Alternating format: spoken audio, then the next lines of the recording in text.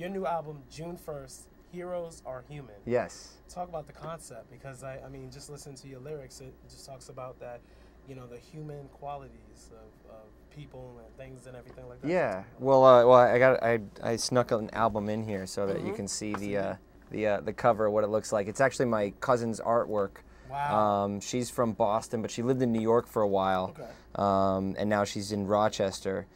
She drew this painting, and when I wrote the song, I wrote it about another cousin of mine, and also kind of like, you know, my mom, and just the idea of, you know, people in our lives being our heroes. Yes, indeed. And, you know, a lot of times we have this general misconception, especially because of films, so shame on me, of heroes being, you know, super and better than human. But I think, you know, in our lives, you know, our heroes are those around us. That's our family and our friends. And, you know, I mean, if you want to, you know, get spiritual on it, you know, you could talk about Jesus. He is human too.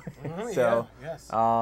You know, so that's sort of like the concept all behind it. And when I thought of my cousin's artwork, it fit perfectly, because there's a, you know, this is actually her mom dressed up in like a Wonder Woman outfit, and she saw her mom as her hero, and then you can see the house in the background. It was like representative of that whole thing. Is your cousin your age? My cousin who drew this is she's a little bit younger than me. I think, I don't know. I never really know anyone's age. Oh, okay. I don't even know my own, because I was more mature when I was 7 than I am now at 29. So, you know. We never regress, though. You got to remember, we always progress. No, I digress, man. I always regress. I'm going backwards. I was like Benjamin Button, you know, like I was born as an old man, and you know, as I get older, I get younger. Wow. So. Because I was about to say, wow, if her mom is like in her 50s, looking like that, that's pretty amazing, man. You know? So. Name the one song that flowed easy for you to compose, and name the one song that took you a while to really refine and finish. Wow. Well, I can tell you the one that took a long time. That was Cant Breathe. I think it's track 5 on the album. I've recorded it over the last 5 years. I wrote it 5 years ago. Okay. And I've recorded it like 4 different times, from like the demo stage to trying it out on the first album and sort of putting it on the back burner, and then trying it 2 years ago and not liking it and shelving it, and then demoing it up again and changing it. So this is like the 5 years and 5 inceptions of the song, and we finally got to a place where I think it finally was representative of the emotional qualities of the song. And it's so simple, but at the same time we tried to complicate it a little bit so that it wasn't boring. And that was always the problem with it, is it would just get monotonous and boring. Right. So, you know, we threw in some different rhythmic patterns on this latest inception, and I'm finally happy. I'm so happy to lay that song to rest, you know, like after 5 years. Originally, we thought, okay, we like the verse, we like the pre-chorus, we just got to rewrite the chorus. So, dude, I wrote like 4 choruses for this thing, and ended up back at the beginning with just adding in like one little sort of connector melody to break up the monotony of the chorus a little bit. Right. The easiest one on this album, I think, might have been Color Outside the Lines.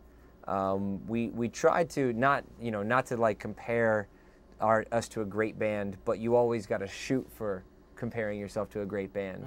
So like Pink Floyd went out with Dark Side of the Moon and played it, you know, front to back and everything. Originally we kind of had like this concept record in mind where we wanted transitions between all the songs, and you can start to sense that a little bit as the record goes on, like between tracks 5 and 6, and then also again between I think it's 7 and 8. There's Supergirl and Rooted is a real quick one, and we do that live. We actually even leave off the ending note, so we don't play like the finished measure of Supergirl, like it hangs, and everyone goes, "What do I do?" And then we start the next song.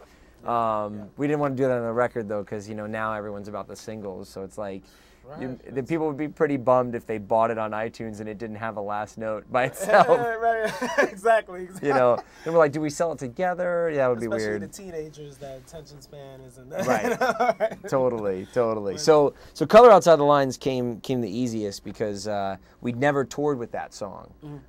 We sort of wrote that in the studio, and it kind of just came together really fast. Wow. And you know, and even though drummers usually get the short end of the stick, my drummer has actually got a perfect pitch, and he like literally will be like, "Oh, can you can you add the 13th in there?" Or no, throw the 9. Yeah, like, no, hum it. You know, like he's talking extensions. Yeah, like our new lead guitarist joined the band, and he goes, "I think you might be the smartest drummer I've ever met. That's really weird."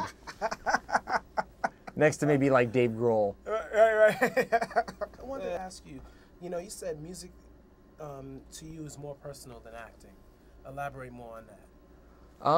Well, I mean, you know, acting is definitely you know, I feel very blessed with the talent that I have, but I've also worked really hard at developing my technique.